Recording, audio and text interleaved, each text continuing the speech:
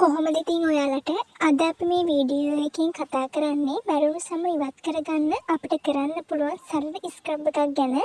එහෙනම් අපි බලමු මොනවද මේකට ඕනි වෙන්නේ සහ කොහොමද මේක කරන්න කියලා.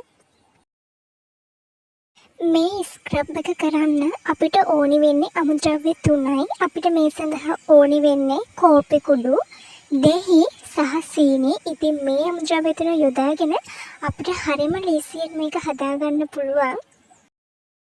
මේ විදිහට කෝපි සීනි එකතු කරාට පස්සේ අපි දෙහි බිංදු කිහිපයක් මේකට එකතු කරලා මේ මිශ්‍රණය හදා ගන්න ඕනේ.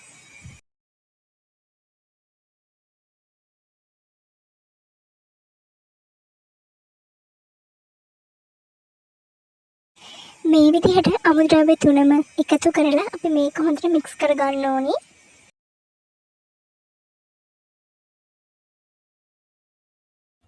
මේ විදිහට හොඳට මික්ස් කරලා අපි අපේ මිශ්‍රණය හදා ගන්න ඕනි. මේක මූණට භාවිතා කරන්න කලින් අපි හොඳට මුහුණ පිරිසිදු කරගෙන ඉන්න ඕනේ. පිරිසිදු කරගත්ත මුහුණට තමයි අපි මේ ස්ක්‍රබ් එක කරන්න ඕනේ. මේක මේ විදිහට මුහුණේ ගල්වලා හිමීට සම්බාහනය කරන්න ඕනි. ගොඩක් තදින් අතුල්වන්නේ නැතුව අපි මේක හිමීට සම්බාහනය කරන ගමන් තමයි කරන්න ඕනි. අපේ සමට හානියක් වෙන්නේ නැති වෙන විදිහට අපි මේක හිමීට කරගන්න ඕනි.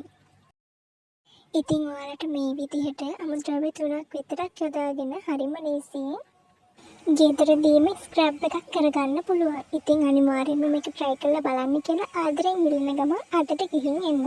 ඔයාලා හැමෝටම සුබ දවසක්.